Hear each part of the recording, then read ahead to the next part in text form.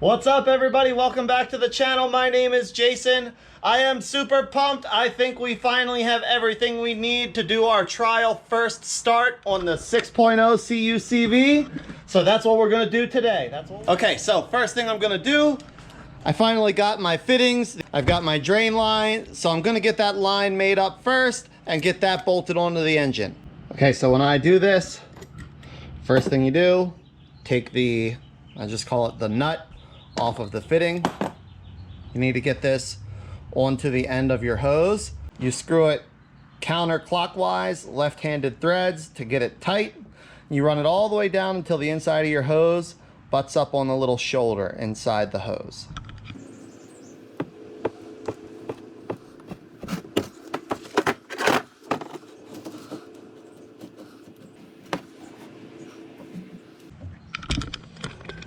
Okay, so now it's tight. You can see inside here, the hose is butted right up to that shoulder inside the fitting. Now the key step to this is very important, is you have to lube it up. Any type of thin oil works. I like WD-40. So be liberal. It's not gonna hurt anything, and it's gonna make your life easier. You want to make sure that the tip of the second part of your fitting goes inside your end nicely. Now this piece is right-handed thread. And you're just going to tighten it in there. Make sure you're not cross-threading it. It's easy to do by accident.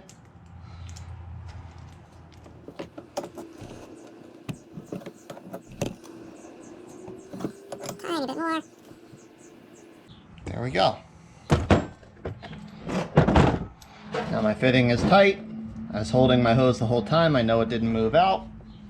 So now this end is good. Okay, now, if you've never cut this stuff before,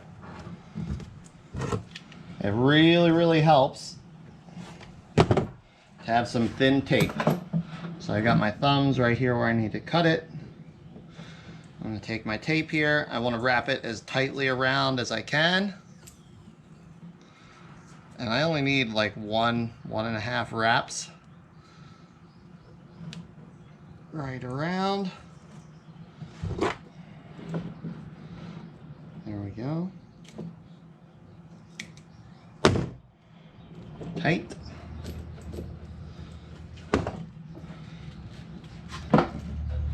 And boom. There we go. All right.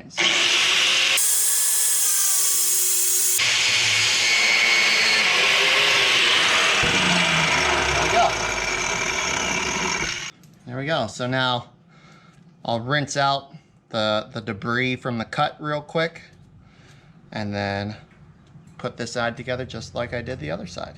Voila! We've got our oil drain finally hooked up to the engine, tight, plenty of clearance, doesn't rub on anything, just barely touches this heater hose, but I'll be able to hold the heater hose out of the way a bit once I get my inner fender installed and attach it back onto there. So yeah, moving on to the next bit. All right, everybody, it's finally time. Moment of truth. I'm gonna try to crank this thing up and see if it starts. I temporarily hooked up my oil pressure gauge. It's pumping up to about 25 PSI just cranking off the starter. So I'm confident I'm gonna have good oil pressure. I've got the PCM connected. I've got a startup tune in it. I've changed a lot, probably too much. So I don't know if it's actually gonna start up off of that tune or not, but I'm gonna give it a shot. I think I've got all my vacuum ports plugged. I think I've got all my oil lines and stuff plugged. I think everything except the coolant system is connected and ready to go. So here we go. Cross your fingers. I'm super pumped for this. Let's hope this thing just kicks right over.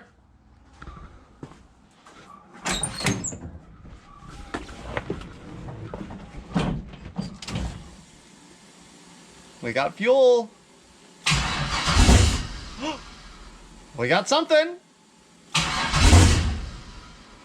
Oh, close.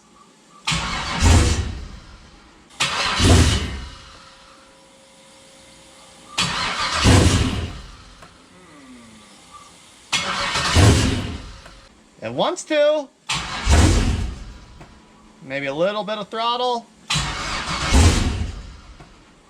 Oh, she's close. I'm starting to think I missed something in my tune. I think I missed something. Yep, I think I missed something. Let's get the laptop out and hook up and see what's going on. Well, you just gotta laugh sometimes, guys. So, I think the problem that I was having is I'm using HP tuners. When I rewrote my tune into the PCM, I didn't write entire. I only wrote write parameters or whatever it was. The thing that changes, you know, your VE tables and your timing tables and things like that. In order to delete VATs, you have to do write entire in HP tuners. And I missed that step. I had forgotten to do that. Now, while I was diagnosing and trying to figure out why the thing wouldn't stay running, the starter died on me. Of course. And it's 8 o'clock at night, so I can't run down to the local parts store to get a starter. So, looks like it's going to be one more day until I get to start this thing up. But I think that's, you know, honestly, it's why I made the shirts that I'm wearing right now, and I'm going to show it to you, and I think you'll understand too. Keep trying until you get better. And that's what I'm going to do. You know, stuff doesn't always go to plan. Sometimes you have setbacks. Some days you forget a little step and then it kind of kicks you in the butt. It got me today. I was super pumped to get this thing started and hear it run. I heard it make noise, so I know I'm close. I'm still excited, but it's not 100% what I wanted. So I'm just going to keep trying until I get better. Tomorrow, I'll go down. I'll get a new starter. It needs a new one anyway, so I don't have to worry about it here in the future. And then tomorrow, we're going to start this thing up. We're going to hear it run. And I'm going to do my victory dance all the way around the shop. All right, everybody, it's the next day. I just got done putting the new starter in. Everything else is how I left it last night. Like I said, I'm pretty sure I figured out what my tuning issue was and got that sorted out. So, the only thing left to do is try it. I double checked and made sure I didn't have anything where I don't want it. So let's give this thing a shot. Hopefully the starter was it. Hopefully the right all was the solution. Let's see what happens. I gotta hook up the fuel pump. I took the fuel pump fuse out. There we go. All right, now we got fuel. Let's see if we get some fire. Same thing.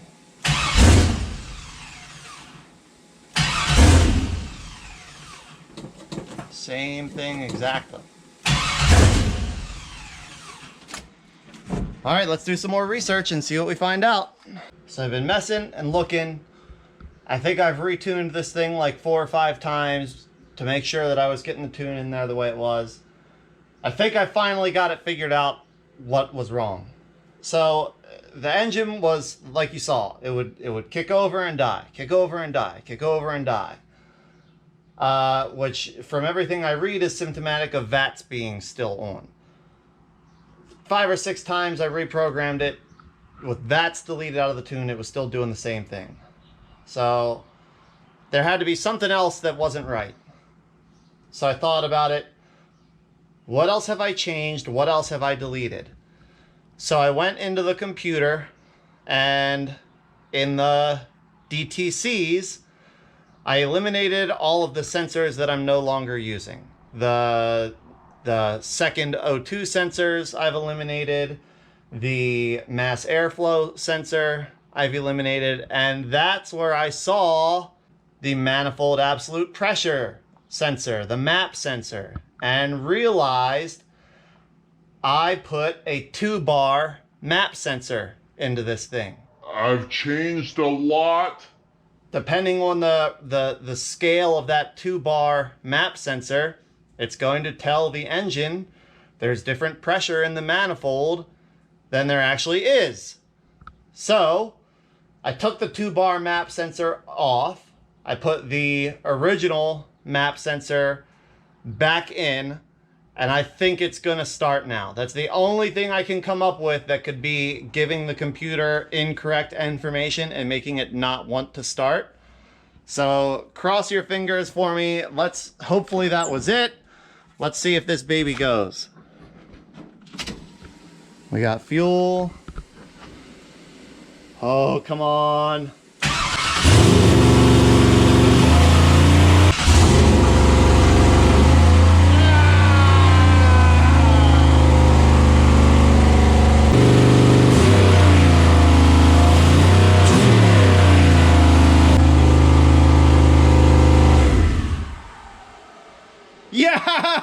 Yes!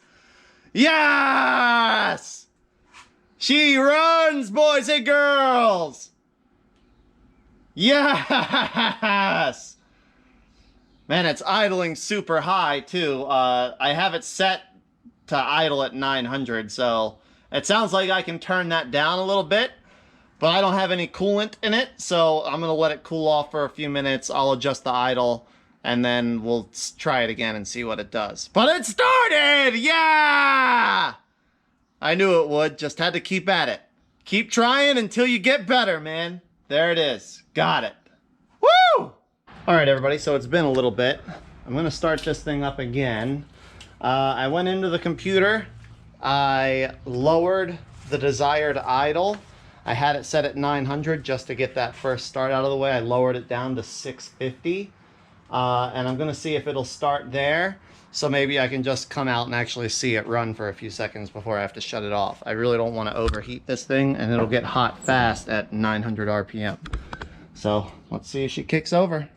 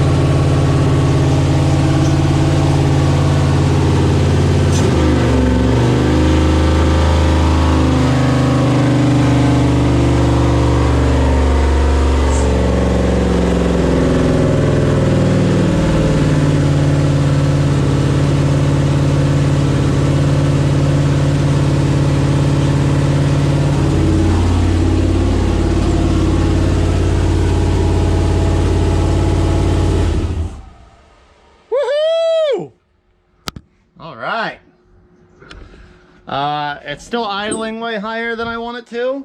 I'll have to figure out why. Maybe, I mean, there's a good possibility there's an air leak or vacuum leak or something on this thing. But, hey, I'm happy. All right, everybody, I'm pumped. Like, successful test.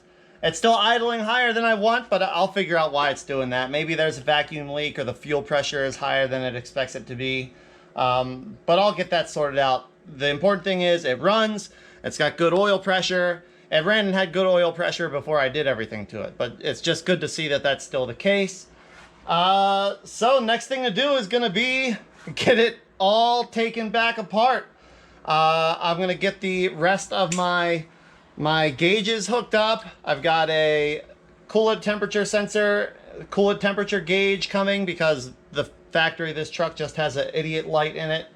And maybe a voltmeter. I'm not super concerned about the voltage. I'll know if it's getting low because it'll stop running right. But I'm definitely going to get that coolant temperature gauge, harness, and sensor run into the rest of it. And the next step is get this whole thing taken apart.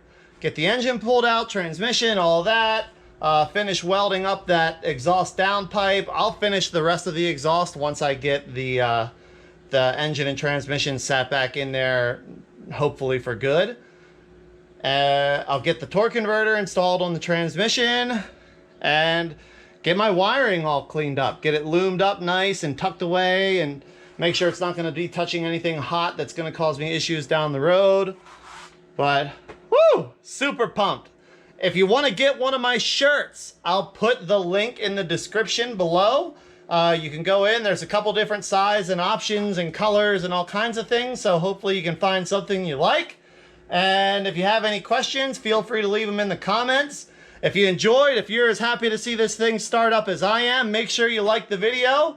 And if you haven't already, make sure you subscribe so you don't miss any updates. And it helps me out also.